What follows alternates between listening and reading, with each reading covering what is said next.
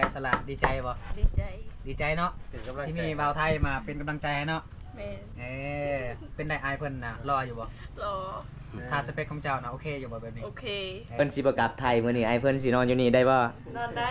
สวัสดีครับอ้ายสบายดีสบายดีนี่พี่น้องมื้อนี้มาจากคนไหนมื้อนี้มาผู้เดียวมาผู้เดียวมาได้4-5 มื้อแล้วล่ะเป็นจังไดได้มาเห็นสาวล่าสาวลาวบัดนี้ว่าก็เบิ่งในคลิปงามบ่ตัวจริงก็งาม ดีใจบ่สาวลาดีใจดีใจแล้วเนาะ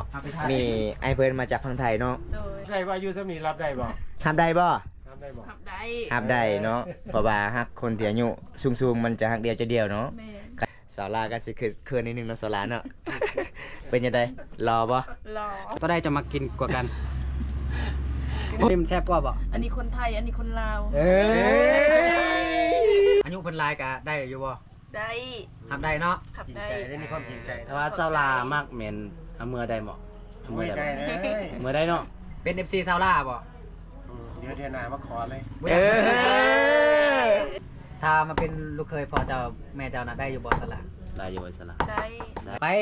ไป ไปกลางคืนเลยบ่ กลางคืนไปบ่ เนาะถ้าเราเมื่อบ่ได้นี่ให้เรานอนอยู่บ่สละ ให้นอน สิให้นอนใส่ นั่นอยู่ห้องเลย นอนนะ นอนเวลาแขกมาเฮือนมาศาลผู้สาวกันหลายๆคนพี่น้องมาเยี่ยมมายามแขกมาเฮือนมาศาลพี่น้องเอ้ยแบบสาวลาวเขตชนบทของสมภาวมังกรบ้านเฮา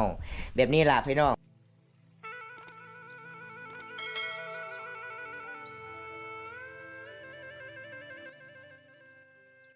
ทักทายสวัสดีพ่อแม่พี่น้องมื้อนี้บอมตาก็สิพาให้เพิ่นไปเยี่ยมยามสาวลาพี่น้องเอ้ยเพราะว่าให้เพิ่นก็เห็นแต่ในคลิปบ่าวบอมตาก็เลยบอมตาก็สิพาให้เพิ่นไปเยี่ยมยามสาวลาพี่น้องมื้อนี้ก็เป็นมื้อแบบเฮาก็มาข้ามโพดพี่น้องเฮาเดินทางมาหลายกิโลพี่น้องก็เลยมาฮอดหมู่บ้านของสาวลามังสิข้ามพี่น้องจังได๋ก็ไปติดตามชมกันล่ะพี่น้องพี่น้องไอ้เพิ่นสวัสดีครับอ้าย สบายดีสบายดีนี่พี่น้องมื้อนี้มาจากคนไหนมื้อนี้มาผู้เดียวมาผู้เดียวเนาะมาได้แม่น มาได้ไทยมาได้กรุงเทพแม่นพี่น้องเอ้ยเพราะว่าอ้ายก็เห็นแต่ในคลิปบ่าวบนตาบ่แม่นวันนี้มาครั้งแรกเลยพี่น้องเอ้ยจังได๋ก็บ่าวตากะสิพาอ้ายเพิ่นไปอัปเดตวิถีชีวิตสาวลาวมันเป็นจังไดมาจังไดพี่น้องบรรยากาศยามค่ำๆพี่น้องเอ้ยตอนนี้ก็มันค่ำแล้วพี่น้องอันนี้จะเป็นเฮือนบ่อนเขาเจ้าเฮ็ดกินเด้เดี๋ยวไปหาสาวลาวก่อนพี่น้อง ว่าลมณ์ดีแท้เนาะ สวัสดีครับ เจง พอดีได้เพิ่นยื่งให้เลย เฮ็ดหยัง นี่ เฮ็ดกิน เฮ็ดกิน เอาเฮ็ดติ สาวลามื้อนี้ข่อยมีผู้บ่าวมาพากเจ้าเด้อ โดย เจ้าสิรับได้บ่ ทำได้ รับได้ ว่ามาจากไสก็บ่บนตา น้องฮู้อยู่บ่ผู้บ่าวมาหาเจ้ามื้อนี้ผู้บ่าวมาจากไส โอ้โห บ่ฮู้เลย โอ้โห ผู้บ่าวมาจากกรุงเทพรับได้บ่ จากกรุงเทพเนาะ ฮะรับได้บ่น้อง ขับได้เบิด รับได้เบิด ขับให้จริงใจ นี่น้องสิเฮ็ดกินหยังมื้อนี้ฮะ บ่ฮู้คือกัน ลูกซีนกับ ลูกซีน เนาะ เนาะโอ้ ดอกแล้วก็อีหยังเลย ซีนหมูแม่น 2 โล ซีนหมู พวก นี่พี่น้อง ลูกชิ้นพวกฮอทดอกอีก4 ถุง ดีใจเนาะ โดย โอ้สิเฮ็ดให้เพิ่นกินน่ะสิเฮ็ดแบบใดปิ้งเอาบ่ ปิ้งหรือว่า ปิ้ง ท เอา อ เนาะ ดก็ได้ ทอดก็ได้แม่นเอาเฮ็ดโลดเอาเป็นแบบสูตรของเจ้าโลด เพราะว่าปิ้งมันบ่มีทานนี่ มาจากกรุงเทพเดินทางมาไกลเติบเนาะ ไกล มาได้จักมือแล้ว ๆมาได้4-5 มื้อแล้วล่ะ เป็นจังไดได้มาเห็นสาวล่าสาวลาวบัดนี้ ว่าก็เบิ่งในคลิป งามบ่ ตัวจริงก็งาม งามเนาะ กว่ในคลิปน่ะ งามกว่าในคลิปอยู่แล้ว ขยันเป็นคนดูมันเนาะ เออ เจอกุกลาอ่อนเจอได้ มาโก้อยู่หน้า สวัสดีครับอลันปีเดอร์ สวัสดีครับ มื้อนี้มาเยี่ยมยามมื้อที่สองเลยเนาะ แมน นี่พี่น้องอันนี้จากผลงานเพลงอลันปีเดอร์ เดี๋ยวแป๊บนึง พี่น้อเอ้ยฮะ เวลาเขาถามเจ้าก็จะยิ้มลายแก้วแห้งมาแล้ว เห็นแต่แค่บ่ ไม่ให้ยิ้มก็ไม่ได้แล้วเพราะว่า เจ้าก็จะยิ้มลาย เพราะว่าเขาอยู่ใกล้ผู้สาวเนาะเขาก็อารมณ์ดีเป็นพิเศษเนาะ ประตูอันนี้ก็ประตูอันนี้ก็ จั ป ง ระ ได๋ ตู จังได๋มื้อนี้สิมาบุกห้องผู้สาวหรือบ่หรือว่าจังได๋ มาบุกแล้วมื้อนี้ บ่บุกเลยบ่ มาบุกเลย บ่กลับแล้วสิโปนเนาะ บ่กลับแล้ว เพราะว่ามื้อนี้ก็อ้ายเพิ่นมาจากกรุงเทพเนาะเพราะว่าเพิ่นก็อยากเห็นวิถีชีวิตชาวลาวมันมาจังใดมันเป็นจังใดพี่น้องอ้ายเพิ่นก็มาเยี่ยมยามครั้งแรกในชีวิตมื้อนี้ก็อ้ายเพิ่นก็เดินทางมาหลายกิโลอันนี้จะเป็นทีมงานเฮาคือเก่าพี่น้องสบายดี สวัสดีครับ นี่พี่น้อง รอ อัน บ่ นี้ก็จะ คือสิจื้ออยู่พี่น้อง FC รอ บ่าว อยู่ ตาย บ่ หลายๆคนโอ้รอหลายพี่ ร น้อ อง จนบ่มีไผมัก พี่น้องเป็นจังได๋มื้อนี้มาจักโมงมื้อนี้คือมาฮอดหมู่บ้านชาวลาวคือค่ำมาค่ำบ่ ทำพวกเดินทางมาไกล เดินทางมาไกลเนาะ นี่บ่แม่นง่าย แม่นพี่น้องจังได๋ก็ มามื้อนี้ก็สิมาเบิ่งผู้สาวบ่แม่นมาเบิ่งผู้สาวเฮ็ดถึกแล้วโอ้ยมาเบิ่งผู้สาวเฮ็ดอยู่บ่กินแล้วก็สิมาเบิ่งห้องสาวโสดพร้อม แม่น เพิ่นนอนนำกันเป็นจังไดเนาะ แม่น แม่นบ่ โดย โอ้สูงสำคัญเลยได้นี่ พี่น้องเอ้ย คอยว่าสิยืนใกล้แล้วดึงไปผู้สาว อยากเข้าใจผิดเด้อนี่เป็นแบบเป็นพี่น้องกัน แม่น แต่ว่านี่เพิ่นมีผู้บ่าวมาหาได้บ่จากฝั่งไทยได้มาหาเพิ่นได้ แม่น ดีใจเนาะ ดีใจบ่สาวลา ดีใจ ดีใจแล้วเนาะ เอาไปถ่าย มีไอ้เพิ่นมาจากฝั่งไทยเนาะ โดย น้องเว้าได้บ่ภาษาไทยบ่ เบา เว้าได้บ่บ่ได้หนึง ค ไอ้พ่อไอ้แม่เจ้าไปไสมื้อนี้คือบ่ได้เห็นอยู่ในเฮือนในซ่าน ำไปนอนอยู่ผู้ ไปนอนอยู่ผู้เอ้าไปนอนเฮ็ดหยังน้อง ไปเอาควาย ไปเอาควายโอ้คิดว่าไป สิเอาเมื่อ ไก่อยู่บ่ ไก่นั่น ยางจากหน้าที่ยางไป บ่ฮู้และไก่ ฮอดบ่3ชั่วโมงบ่ฮะ บ่ฮู้มัน บ่ฮู้ มันไก่ มันไกลอีหลีบ่ เจ้าเคยไปเจ้ายางจากชั่วโมง ฮะเจ้าเคยย่างจักชั่วโมง บ่เคยไป บ่เคยไปเลย ไป นี่พี่น้อง นึกว่าเคยไปได้ดิยางไปนอนพุ่นนะ อืม เลยมีแต่พ่อกับแม่ มีที่พ่อกับแม่ ไปเนาะ เป็นจังไดมื้อนี้ไปหาหน้าไม้คือเก่าบ่ ไปหาหน่อไม้แต่บ่หลาย บ่หลายพี่น้องมามื้อนั้นสาวลาได้หน้าไม้หลายพี่น้องมื้อนี้ก็อ้ายเพิ่นเห็นแท้สาวลาพี่น้องครั้งแรกเลยเพิ่นเห็นแต่ในคลิปมื้อนี้ก็สาวลาก็สิเขินนิดนึงเนาะสาวลาเนาะ เป็นจังไดรอบ่ รอ รอบ่เอ้ยพี่น้อง รอเด้อเป็นว่าพี่น้องเอ้ย เป็นจังไดอ้าย ผู้บ่าวเฒ่า เป็นจังไดอ้าย รับได้ว่าอยู่สมีรับได้บ่ ทำได้บ่ รับได้บ่ ขับได้ ฮับได้เนาะเพราะว่าฮักคนที่อายุสูงๆมันจะฮักเดียวจะเดียวเนาะ แม่ การเอาผู้บ่าวอายุรุ่นน้อยก็คือเขาจะเอาเฮาแล้วเขาจะไปลิ้นเนาะ แม่ แล้วหลายคนเป็นไม่ห่างเนาะแม่น้องเนาะโอ้ ปิดยาพร้อมนะ แม่นพี่น้อง ต้องหาเงินเลี้ยงผัวอีกนะ แม่น นี่พี่น้องม่วนหลายพี่น้องไงเอาฮะสิถาไผก่อนบ่ซาลาอันนี้เป็นห้องนอนเจ้าบ่ โดย เอาคือเจ้าเปิดแบบนี้เจ้าบ่ยามผู้บ่าวเข้าบ่ บ่มีผู้บ่าว บ่มีผู้บ่าวพี่น้องเอ้ยบ่มีผู้บ่าวเด้ ขอนอนหน้าห้องไหนบ่ขึ้นนี่ ได้บ่ ได้ ไอเพิ่นว่าไอเพิ่นสิบ่กลับไทยมื้อนี้ไอเพิ่นสินอนอยู่นี่ได้บ่ นอนได้ ส่วนน้องหลานอนอยู่ห้อง นอนอยู่นี่ยุงกัดได้ ยุงกัดบ่ ทางมือคนเอา โอ้ย คนได้นอนไก่ผู้สาว อ่า เพราะว่าหมู่บ้านของน้องยุงหลายบ่ แม่ พี่น้อง ยุงหลายพี่น้องเอ้ยมื้อนี้ก็ครั้งแรกเลยพี่น้องที่แบบถ่ายคลิปกลางคืนพี่น้องเพราะว่าไอเพิ่นก็เดินทางมาไกลบอมตาก็ขอโทษขออภัยหลายๆเด้อ FC หลายๆคนที่เข้ามาติดตามรับชมเพราะว่าบอมตาก็รอถ่ายไอเพิ่นโทรมานัดกันแต่ประมาณปกติเฮาสิมาก็ประมาณ2:00 นแรงล่ะพี่น้องเพราะว่าไอเพิ่นก็เดินทางรถซานี่พี่น้องเดินทางมาไกลก็เลยเฮามาเล่นอยู่เฮือนสาวลาก็ประมาณ7 โมงแล้วพี่น้องตอนนี้พี่น้องบอมตากะสิอัปเดตแบบสาวลาวเคนนี่กะมันเป็นจังไดพี่น้องเวลาแขกมาเทื่อมาสร้างพระเจ้ากะดีใจหลายพี่น้องไอ้เพิ่นมาจากกรุงเทพพี่น้องบอมตาก็ดีใจหลายพี่น้องมาเยิ้มยามสาวลาวเคนนี่เพราะว่าเพิ่นก็ครั้งแรกในชีวิตที่ได้เห็นแบบประเพณีสาวลาวบ้านเฮามันเป็นจังไดมาจังไดพี่น้องเพราะว่าสาวลาวเคนนี่ก็บ่เคยคุยเลยม่วนหลายนี่พี่น้องอันนี้ก็จะเป็นห้องผู้สาวโสดเด้เห็นบ่อันนี้ห้องสาวลาเวลาเฮาไปเล่นผู้สาวเฮาต้องเคาะประตูแบบนี้เด้อพี่น้องน้องลาเปิดประตูให้เด้อไอมาแล้วก็เลยผู้สาวต้องเปิดเด้อพี่น้องมันสิแปลกเลยพี่น้องแต่เฮาต้องอยู่กับมันฮอดเวลาก็เลยกลับพี่น้องแบบมันเป็นตามประเพณีบ้านเฮาแต่มันมีพี่น้องเอ้ยเป็นผู้สาวเด้ออันนี้ก็จะเป็นเฮือนครัวของสาวลาก็สิเฮ็ดกินเสียงรับตอนไอเพิ่นมาเยี่ยมยามมื้อนี้สาวลาก็ดีใจหลายพี่น้องเอ้ยไอเพิ่นมาจากกรุงเทพพี่น้อง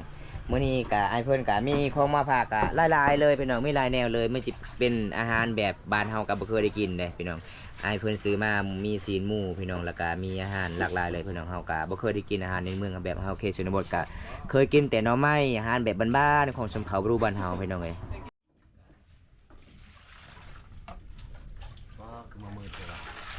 เพิ่นสิได้กินมื้ออื่น สาวลาไอ้พ่อไอ้แม่เจ้าก็นอนอยู่ผู้เลยบ่ แม่ มีแต่สาวลากับน้องบ่น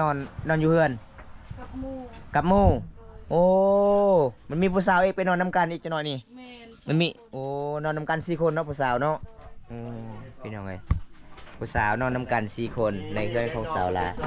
ปาอันนี้ผู้น้องสบายดีน้องสิดา สวัสดี อันนี้ผู้น้องพี่น้อง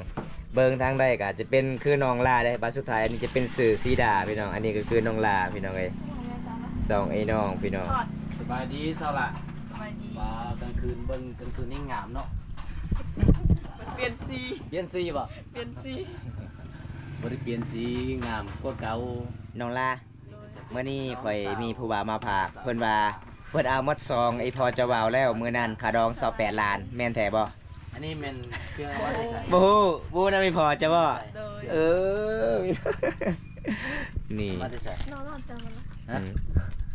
ผู้บ่าวฟังไท อ้าย ย เพิ่น บ่ และสื่อ ไอ้เพิ่นซื้อบ่ มีผู้บ่าวมาพากอาหารแซ่บ มีผู้บ่าวมาบ่ ๆ มาหาสุน้อง ว่า บ่ มาเยี่ยมยาม แม่น ผู้บ่าวมาเยี่ยมยามสุน้องมื้อนี้บ่บ่ซะล่ะ โดยมื้อนี้ ป้า มื้อนี้ก็ครั้งแรกเนาะสระเนาะเฮ็ดคลิปกลางคืนเนาะ แม่น ขอโทษก็ไฟละลายเด้อ FC หลายๆคนอย่าดราม่าบอมตาละลายเด้อครับ แม่น เพราะว่าบอมตากะมายิ้มแย้มกลางคืนพี่น้องบอกว่าไอ้ายเพิ่นกะขี่รถบรรษานี่พี่น้องถนนมันก็สิแคบ แม่น ๆก็เลยมาสาพี่น้องแม่น มีอ่านของฝาก อยากเคยกินอยู่บ่อาหารแบบนี้บ่เคยกินเลย บ่เคยกิน ครั้งแรกในชีวิตเลยบ่ ครั้งแรก โอ้ สาระคอยได้ยินอยู่สาระว่าโอ้ยอายมาแล้วบ่อยากอยู่ไกลน้องบ่ว่าคือบ่มาเลยเพิ่นว่าเอ้ามาแม่ เพิ่นว่าแล้วเด้ว่าเป็นกำลังใจ ส่งเลยของ บ่ตัวใดจะมากินกว่ากัน โอ้มักตัวใหญ่สาระมักตัวใหญ่เลยเนาะตัวนี้มันแซ่บกว่าบ่ อันนี้คนไทยอันนี้คนลาว เอ้ยมาดูอีกนะโอ้ยเราสร้างว่าวแต่เจ้านี่ก็ได้ ไปคนลาวเขาเมื่อ คนลาวทำบุญสิทธิ์เนาะเจ้าคือเลือกอาณาใส่กรอกที่มันใหญ่กว่าของหน่อยบ่แซ่บบ่ บ่ ใส่กรอกหน่ แซ่ อย บ โอ้ บ่แซ่บ ย อิ่มเนาะ กินอยู่บ่อิ่ม บ่เต็มปากบ่เต็มคอเนาะ เบียน เรียน เรียน เรียน เรียนเออ บ่ เรียน ระหว่างตัวนี้กับตัวนั้นน่ะตัวใดแซ่บกว่า เอาตัวนี้แซ่บ โอ้จังใดกับตัวนั้นแซ่บเนาะ อันนี้เป็นของไทยเนาะอันนี้เนาะ แม่น อันนี้ของลาวโอ้ อันนี้เดี๋ยวแป๊บนึงคอยกำลังสิถามว่าตัวนั้นมันแซ่บกว่ามันมาจากประเทศไทยเนาะ เอามาก่อน นี่ก็เจะจิจับแบบนี้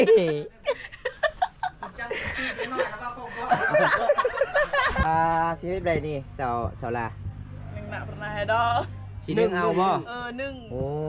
สูตรเสาลาพี่น้องบ่ว่าเสาลาก็บ่เคยได้เฮ็ดพี่น้องเอ้ยครั้งแรกในชีวิตเพิ่นก็กินอาหารแบบอยู่ในเมืองล่ะพี่น้องจะเป็นฮอนดอกลูกซีนหลายๆมีอายใหญ่เพิ่นจากพังไทยซื้อมาพี่น้องเพราะว่าเสาลาก็เฮ็ดบ่เป็นเสาลาก็เลย มีด นึ่ง นี่ เอา สะอาดลายพี่น้องมีดนี่ จังได้ก็รับส่วนน้องกันเลยพี่น้องมื้อนี้ก็ครั้งแรกเลยที่ได้ถ่ายคลิปแบบกลางคืนพี่น้องเอ้ยในชีวิต ก็น่าชดนอนเหรอ เออปันนายคือเบิ่งดู บ่ปะมันน่าราวเนาะ อารามันตะปิดแบบเศษ สไลด์เนาะเนาะ เซ็ตแบบใดกินสาระ ครัวเอาบ่น้อง ครัว อันนี้มันชิ้นยังอันนี้นะ กินหมู ชิ้นหมู โอ้เพิ่นว่าเนาะ ชิ้นอลิ ชินาลี อลิคือหมูเนาะ ภาษาอาลีนะคือกันเนาะ อลิคือกัน กันเนาะ แต่ว่าถ้าเป็นแบบภาษาตะเอกนี่ผู้ว่าเขาเอิ้นแบบใด อลิคือกัน อาลีคือกันบ่ แม่น จะคือกันหมดเนาะ สบายใจ สิไปใส่ มาซอยเพิ่นเฮ็ด โอ้ เอ้ย ยสาราดีใจเลยเบิ่งนี่สารายิ้มเลย มาซอยเบิ่งซื่อ เอ้ยชัดตามบ่ บ่เป็นหยังมาซอยเบิ่งซื่อ ลาลา ให้เรานั่ง ลาไอ้ดอน ซอยเบิ่งบ่เป็นหยังบ่เป็นหยัง บ่นั่งนั่งในเรื่องนั่นแหละ เอ ซ อ อยเบิ่งซื่อก ะซอยเบิ่งก็ต้องนั่งเลย นั่งต้อง มีบ่าวไทยมาหาเพิ่นอีก อยาก เนาะ อยาก มา ออกกอดกับผู้สาวแน่ เออ แม่นมาซอยเฮ็ดอยู่ขอกินซอยสาวลาเนาะเป็นจังได๋สลาดีใจบ่ ดีใจ ดีใจเนาะ ถึงกำลัง ที่มีบ่าวไทยมาเป็นกำลังใจให้เนาะ แม่ เป็นได้อายเพิ่นน่ะรออยู่บ่ รอ ถ้าสเปคของเจ้าน่ะโอเคอยู่บ่แบบนี้ โอเค เนาะโอเคอยู่เนาะ อายุหลายจังได๋จังน้อยบ่เป็นหยังเนาะ อายุเพิ่นหลายก็ได้อยู่บ่ ได้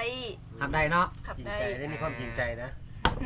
โอเคอยู่เนาะประมาณนี้นะถือว่าโอเคอยู่สลาเพิ่นว่าเนาะทุกคน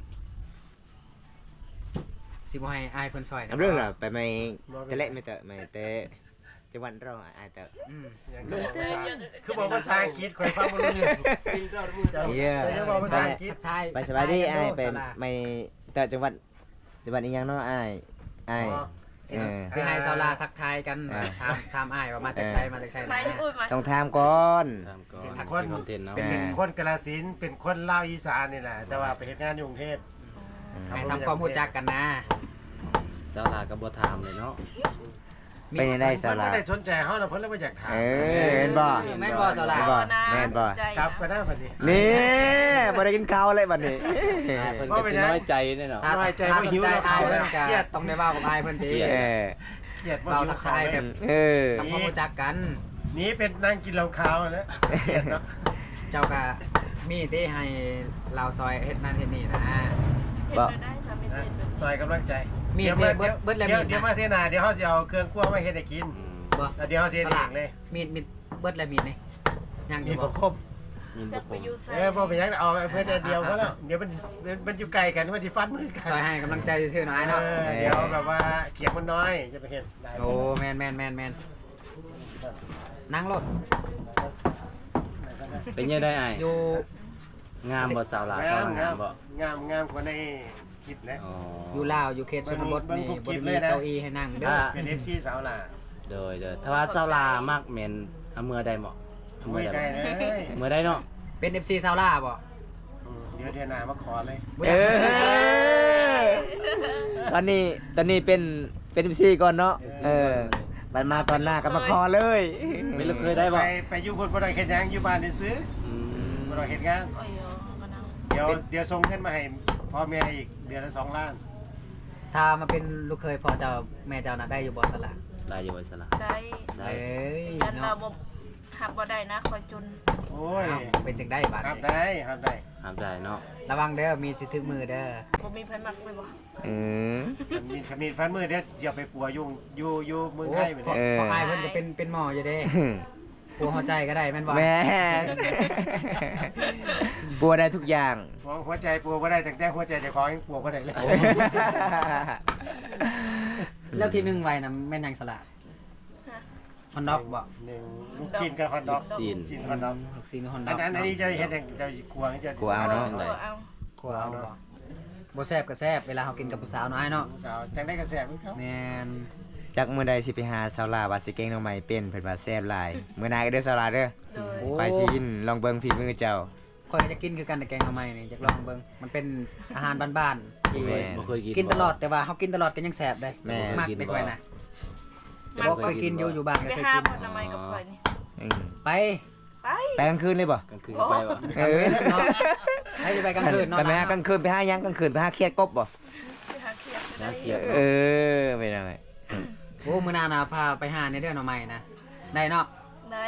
โอเคเดี๋ยวถ้ามีโอกาสสิมาอีกเนาะทุกคนสิมาแล้วก็สิมากินหน่อไม้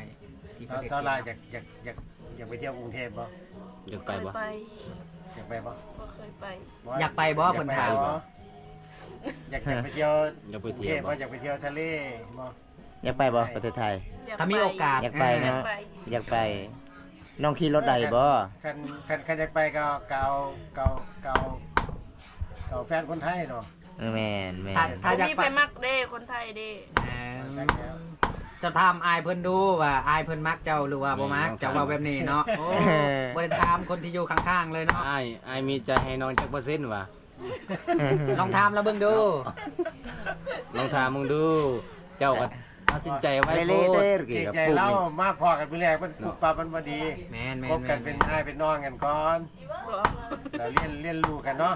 แม่ คุยกันไปก่อนเนาะ มัน คุยกันไปก่อน ฮักกันบ่คันบ่ฮักกันก็เป็นพี่เป็นน้องกัน แม่นโอ้ถือว่าดีแล้วเนาะ ไปใส่กับพี่น้องไล่กับสบายหน่อยเนาะไปใส่กับมีแต่พี่น้องเฮาเป็นที่คนรู้จัก คันวาสนามาตรงกันนะมันก็โอเคคันวาสนามาตรงกันผมเป็นหยัง แม่น พี่น้อง แม่ กัน น ให้เพิ่นคนไว้เดียวก็ได้สิเพราะว่ามันมีลายลูกซีนแล้วเด้ลูกซีนอันยังก็มีลายแล้ว คนนี้ครับ แม่นเฮ็ดกินเพื่อคนในเฮือนเลยก็ได้ เป็นผู้ชายเอาบ่เอานึกว่าผู้สาวสิมา เว้าบ่ถึกแล้วบ่อายอยู่ไกลผู้สาวนะ หรือว่าเรานัดผู้สาวมา ไปกันอะไรเนื้อตา ผมว่าบ่ต้องนัดมาได้บ่ดีเด้อขอ สาวลาว เป็นจักมือกันเลย บ่าวไทยนะทุกคน บ่มีผู้บ่าวนะ เรียนบ่ บ่มี อย่าเด้อว่านั่งเล่นนำกัน เรียนบ่บ่เป็นลงไปนี่ บ่าวม ยางรถข่อยหัวนะ เออ ผู้บ่าวจอเอาตะปูจอยางรถ แมน สิบกล้ามาอีกแล้วเถอะนะเนาะ บ่แม่ขันยางหัวกลับบ้านมาได้กันนอนนี้ นอ เอน อ ดี สลาให้นอนเลยเด้อืม นอนได้ นอนได้ไหนเนาะอู้ได้ นอ เนาะ น ยุงลายเด้ บ่มีหยังนอนนี่นอนห้องครัวนี่ก็ได้ เออ ยุ่งใหญ่อยู่ ไฟ บ่ยุ่ ปิ ง งไฟ นะ เลย ยุ่งบาน น เจ้า อน ใหญ่ อันนี้ บ่ สปริงไฟ นอนอยู่ใส่ก็ได้เนาะไอ้เนาะเพียงแต่ให้เสาละให้นอนเนาะ เออนอนใต้ลานก็ได้ อืมถ้าเราเมื่อบ่ได้นี่ให้เรานอนอยู่บ่สิล่ะ ให้นอน สิให้นอนใส่ นั่นอยู่ห้องเลย นอนห้องสาวโสดนะบ่ แม่นป่ะ นอนนะ นอน แล้วเจ้าสิไปนอนใส่บัดนี้ นอนอยู่นอกอีก นอนอยู่นอกอีก บ่ได้ยันยุ่งบ่ ยุงกัดกระโดด เออ เพื่อให้อายเราได้นอนเนาะ โดย เออ เอาเจ้านอนในห้องนี้แล้วเฮานอนระเบียงกันนอนซ่านก็ได้ อีพ่ออีเมียจะบ่หายบ่สละ บ่ ผู้บ่าวฟังไทยมาหาเขาบ่หายบ่ เราแห่งดีใจแต่เรา ดีใจ โดย แต่เจ้าบ่ได้บอกเราด้วยจ้ะ เจ้าสิให้ คอยก็บ่ฮู้คือกันว่าเขาสิมา เออเนาะ เจ้าสิให้บ่าวไทยนอนเฮือนเจ้าแล้วคอยกับบ่าวคำสิไปนอนใส่บัดนี้ ไปนอนอยู่เที่ยงนาแล้วเนาะอืม โอ้เฮาน่ะนอนเฮือนบ่าวบุญตาก็ได้ บ่ฮับดอก โอ้ยบ่ฮับก็เมื่อเลยเนาะเฮา ให้บ่ เนาะ โกไปนอนอยู่ห้องน้ำซะ จงทีบ่กลัวตลอดนะ นอนผู้นี้ไต่ต้นผม ว่า มี ยาวว่า เออ เบากล้วยไปนอนไต่ต้นผมมี เออ ไปคิดว่าสิมีแต่บ่าวคำโจมตีเขาบ่แม่นนะ เดี๋ยวไป อายุเท่าไหร่ 17 17 ปี แต่งงานได้แล้วเนาะ แต่งงานได้บ่ ได้ ได้เนาะถ้ามี สาว คน บ้าน รัก คอย14 15เขาเอาบุตรทัวร์หมดแล้ว อืม ชวนเสาหลากับ17เลยเนาะ เจ็ดแล้วแต่ยังบ่มีคนมา คัน18 19นี่ขึ้นข้านหนู กินคานบ่ เห็นบ่ แม่นบ่ แม่นเขาบ่มักเด้คนเฒ่า เขาจีบสาวสำน้อยเนาะสาวขึ้นไม้เนาะ แม่น กัน18 ปี 19 ปีเขาบอกผู้สาวเฒ่าเลยบ่ ผู้สาวเฒ่า สาวเฒ่า สำหรับคนเราถึง อืม ผู้สาวขึ้นคานเนาะ แม่น พี่น้องเอ้ย อู้จึงน่าแล้วนะ นี่เด้ลูกผู้ใหญ่บ้าน ลูกพยาบาลบ่ แม่ เขาคือว่าไปเฮ็ดงาน คืองาน เออเรา เอาไปเศร้าเลย เรากลับ สาวยังก่อ สาวสบายดีซะหน่อย สบายดี นี่พี่น้องมื้อนี้มาหลายเลยภาษามายิ้มยามไอ้ายเพิ่นพี่น้องเป็นจังได๋สาวน้อยเมื่อวานนี้ ซื้อสาวน้อยบ่ ไอ้ายบอกน้องกลับแต่มื้อนี้เลยบ่หรือว่ากลับแต่วันนี้ กำมือนี้ กลับมื้อนี้พี่น้องบอมตากาได้พ่อน้องอยู่ในเฮือนว่า ไปเอ้าไปเฮ็ดงานบ่ได้นอนพูดว่าไปเศร้าแรงกลับบ่ บ่มื้อนี้แบบว่าเมื่อเอาเครื่อง อ๋อก็เลยพอดีเลยเนาะว่าเป็นวาสนาไฟเนาะเด้ นี่เห็นบ่อย่าปีนลูกเคยเผามังกรเลยบัดนี้ นี่พี่น้องมื้อนี้มี2สาวอันนี้จะเป็นสาวน้อย เพราะว่าบอมตากาเคยถ่ายแล้วพี่น้อง2คลิปอันนี้จะเป็นสาวลาเด้สาวเผามังกรพี่น้องเอ้ยเพราะว่าเวลาเค้กมาคือมาสารผู้สาวคลิปนี้ก็มาเล่นน้ำพี่น้องผู้สาวบ่เคยคุยได้ม่วนหลายพี่น้อง เขาเอิ้นมาขานะเมื่อมัน แม่นเขาเอิ้นมาโจมตีเนาะบ่ได้เอิ้นมาให้ บ่ได้เอิ้น นั่ง มา เล่ ส่ น ง กับ เสริ ผู้ ม สาวเด้ บ่ได้เอิ้นมาส่งเสริมเอิ้นมาโจมตี แม่นไม่ฆ่าใครนั่นหรอว่าใครบ่ห่มมื้อนี้หรอว่า แม่น แม่น เอาแล้วจัดไปแล้วบ่โกยบัดนี้พี่น้อง เฮ้ยท่านเป็นตีสนิทเนาะเจ้านี่ เอาบ่าวง บ่ค่อยก็ สำหรับบ่าวโกยกับสาวน้อย ผู้ใดเป็นซีที่เฮาเห็นกันอยู่นี่ โอ้ยรักแล้ว น้อยบ่จักปีแล้วตอน จัก นี้นะ จักปีเลยหน่อย15 ปี สาวลา17 สาวลา17 สาวสีดา16โอ้พี่น้อง ผู้สาวบัดนี้มี ส่วนสาวนุชจักปีสาวนุชสาวลา17คือกัน โอ้พี่น้อง คำ ผู้สาวลายอีกเนาะแต่บ้านบาบุญตา บ่มีแต่ผู้สาวงามได้เนาะแม่นบ่ ผู้สาวลายแบบนี้ ไอ้เสี้ยน ลืมเลย คนเนาะ ว่าผู้สาวมีแต่งามบัดนี้เนาะ มีแต่คนงามๆเลย เฮ้ย ครั้งนี้ให้คอยอีกเด้อ คันงามมีผู้มักแล้ว บ่งามใด พอดีแล้วพูดบ่มากั เดี๋ยวบัดนี้ทุกคนเป็นสาวหยังก็ บอกครับ บ่เบาบ่แม่นเบาเนาะผู้สาวชื่อจังใดก็ ซื้อหน่อย สาวน้อยเนาะเพิ่นมานั่งเล่น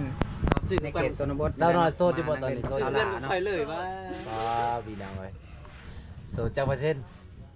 โดย โอ้นอนนำกันบ่สละ นอนนำกันเนาะ บ่ บ่ได้นอนนำกันแต่ บ่ซะน้อย มาเล่นนำกัน ซะ เนาะ น้อยข่อย นั่นล่ะ ข่อยได้ยินว่าผู้สาวนอนอยู่กันของน้องมีจักคน ไปพ่นนี่เด้อ อย่าเอายืนเมื่อใกล้แล้วเขาจะฟันมือนี่นี่ แม่น ซ้ำกับข่อย โอ้3คนผู้สาวนอนเนาะ โอ้อยู่เพื่อนเจ้าก็มีผู้สาวนอนนำกันอี ผู้ ก สาวเนาะ มี เยือนสาวลามี4คนผู้สาวนอนนํกันเนาะโอ้ เอ้าไม่ต้องมาเจ้า4คนบ่ 4 คน 4 คน มั ได้เพื่อนสาวน้อย3 คน มันเด้ เอา ผู้ที่สุกแล้วพี่น้อง ยกมา เบิ่งพี่น้อง มาจับได้ไหม อันนี้ก็จะเป็นสูตรของสาวลาเพิ่นก็นึ่งเอาพี่น้องเอ้ย เอาจานใส่เพิ่นแม่จานใส่เพิ่น ให้เราเอาแล้ว จานไม่จานนะ เอาน้ำจิ้ม นี่พี่น้องหลังจากที่สาวลาคั่วซีนกันสิเด็ดแล้วพี่น้องเพราะว่าเฮาก็กินข้าวกินน้ำได้เพราะว่าเวลาแขกมาเฮือนมาศาลผู้สาวกันหลายๆคนพี่น้องมาเยี่ยมมายามแขกมาเฮือนมาศาลพี่น้องเอ้ยแบบสาวลาวเขตชนบทของสมภามังกรบ้านเฮาแบบนี้ล่ะพี่น้องเวลาแขกมาเฮือนมาศาลได้เห็นบอกพี่น้อง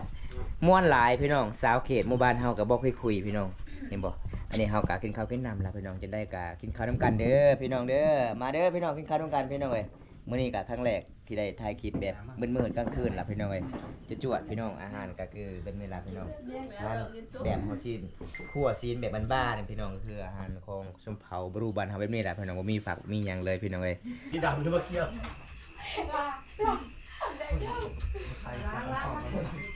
โบราณทุกคน มาทุกคนกินกันเนาะ ได้เริ่มได้บัดนี้ จ้ากันเด้อ แซ่บๆนำกันให้ แม่ละ มีสาวลาวอ่ะเบิ่งซื่อๆก็แซ่บแล้วยังบ่ซิมกัน จังดอกกินดูไปถ่ายกินนะ จวดพี่น้องเอ้ยมาเด้อพี่น้องกินข้าวปลานํกันแม่งข้าวปลากินข้าวแรง เป็นกองกึแจงกองโทรศัพท์กองกึตรึ ต่ออ่านแล้วเบิ่ง กอง เอาพี่น้องจังได๋บ่าวตากะสปีดไว้สุดนี้ก่อนพี่น้องคลิปน้องเพราะว่ามื้อนี้กะผู้สาวหมู่บ้านนี้เวลาแขกมาเงินมาศาลกับผู้สาวหลายๆคนเลยมายิ้มยามพี่น้องมื้อนี้มีผู้สาวประมาณ 5-6 คนพี่น้องเอ้ยแบบประเพณีบ้านเฮาคันแขกมาเฮือนมาศาลผู้สาวมายิ้มยามหลายๆคนเลยพี่น้องจังได๋บ่าวตากะสิปิดก่อนไว้สุดนี้ก่อนพี่น้อง EP 1พี่น้องบ่าวตากะสิมาต่อ EP 2เลยพี่น้องคลิปนี้ขอจบไว้เท่านี้ก่อนพี่น้องถ้าบ่ได้รับชมคลิปนี้แล้วก็อย่าลืมฝากกดไลค์กดแชร์กดติดตามนี่เด้อพี่น้องคลิปหน้าพบกันใหม่พี่น้องเอ้ยขอกล่าวคำว่าสบายดีเด้อพี่น้อง ไปกินดูเหมือนกัน